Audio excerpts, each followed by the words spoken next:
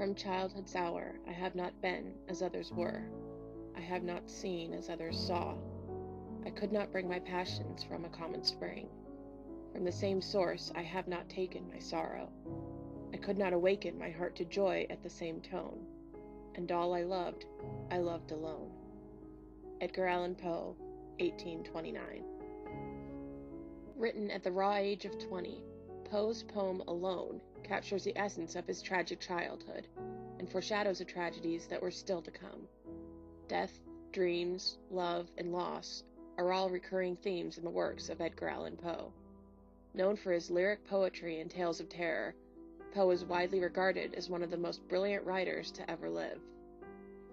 The name Poe brings to mind images of murderers and madmen, premature burials, and mysterious women who return from the dead. But what inspired his hauntingly beautiful style, and why was his work so dark? While some might believe that these morbid tales simply sprung from the mind of a man who was deep in the grips of madness, others might argue that Poe's infatuation with death was justified. Much as Poe's characters have ensnared the imagination of all who encounter them, so too has Poe himself. When trying to understand Poe's work, one must look to his life, which was full of tragedy and torment. In spring of youth it was my lot to haunt of the wide world a spot, the which I could not love the less, so lovely was the loneliness. Edgar Allan Poe, 1827. Born to traveling actors in Boston, January 19, 1809, Poe would get his first taste of loss within the first few years of his life. After his father abandoned the family in 1810, his mother soon contracted tuberculosis and died by the time he was 3. Although he didn't know it yet, death would become Poe's constant companion throughout his life. In an unusual stroke of good luck, Poe was taken in by a wealthy tobacco merchant and his wife, John and Frances Valentine Allen. Poe's 2 siblings, William Henry Leonard Poe, who would also die of tuberculosis, and Rosalie Poe, who would die homeless and destitute, went on to live with other families after their mother's death. Mr. Allen would rear Poe to be a businessman and a Virginia gentleman, but Poe had dreams of being a writer. He began attending the University of Virginia in 1826, but soon acquired a massive amount of debt, as John Allen had sent him to school with little money to survive on. As a result, Poe turned to gambling and even had to burn his furniture to stay warm. Poe became increasingly resentful of John Allen for not providing him with enough money for his education. After discovering that his then-fiancée, Elmira Royster, had left him for another man, the devastated Poe decided to turn his back on the Allens in search of adventure. John Allen's refusal to fund Poe's education, and his lifelong struggle with poverty, might explain why revenge against the wealthy was a theme in some of his works. This excerpt from Poe's short story, The Cask of Amontillado, illustrates just how intense his desire for revenge was. The 1,000 injuries of Fortunato I had borne as best I could, but when he ventured upon insult, I vowed revenge. You, who so well know the nature of my soul, will not suppose, however, that I gave utterance to a threat. At length I would be avenged. This was a point definitively settled, but the very definitiveness with which it was resolved precluded the idea of risk. I must not only punish, but punish with impunity. Edgar Allan Poe, 1846. 2 years after Poe's falling out with the Allens, he discovered that his beloved adoptive mother, Frances Allen, was dying of tuberculosis. Although he rushed home in an attempt to see her one last time, he found that she had already been buried by the time he arrived. Poe was deeply affected by the death of yet another mother in his life, which is one of the reasons why the death of women play a huge role in his works. This excerpt from his poem, A Dream Within a Dream, is an example of the helplessness Poe felt as he continued to lose those he loved the most. I stand amid the roar of a surf-tormented shore, and I hold within my hand grains of the golden sand. How few, yet how they creep through my fingers to the deep, while I weep, while I weep. O God, can I not grasp them with a tighter clasp? O God, can I not save one from the pitiless wave? Is all that we see or seem but a dream within a dream? Edgar Allan Poe, 1849. No longer able to support himself, Poe enlisted in the army in May of 1827. After a short but successful career, he left to attend the United States Military Academy at West Point with the help of John Allan. Poe was thrown out after only 8 months, however, after purposefully getting court-martialed.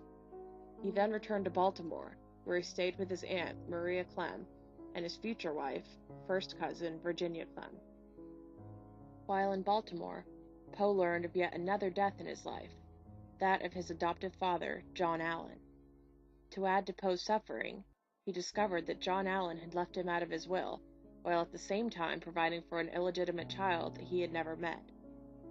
On September 22, 1835, Poe married his 13-year-old cousin, Virginia Clem. He was 26. Although the marriage has generated much criticism of the famous poet, some even calling him a pedophile, it was said to be a happy marriage. By 1842, however, Virginia Clem began to show the first signs of tuberculosis, which had already claimed the lives of several of those Poe loved. Because of his beloved wife's dwindling health, Poe began to drink more heavily.